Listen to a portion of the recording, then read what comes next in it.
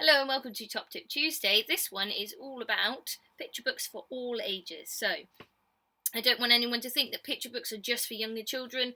They have huge benefits for older children as well. And I use it. I use my picture books with children all the way up to 13 years old. I purely don't go above that because I don't teach that age range, but they do have so much power. So the one that I use the most is called Journey by Aaron Becker. Absolutely fantastic, and it's a wordless picture book. So it has the most beautiful illustrations in, and they are just fantastic for the imagination because they do not give the children a story. The story is really up to them, and you can then do lots of other bits of writing based on that if you want to at home, if you're a home educator, or you want to encourage your child to do more writing at home. Wordless picture books have so much range of different types of writing that you can do. You can write about the characters, you can write letters to and from the characters, diaries, newspaper reports, anything.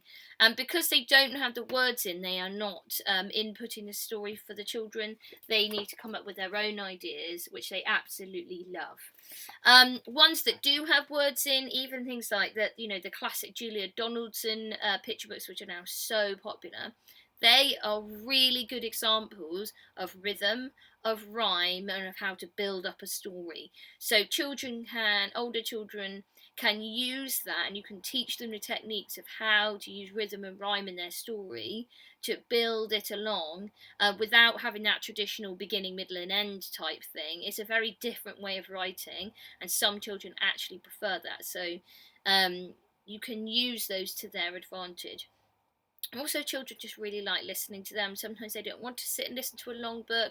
Funny little story books, picture books. Um, there's lots of them for older children as well. So if you just literally Google wordless picture books or picture books for older children, there are hundreds of them.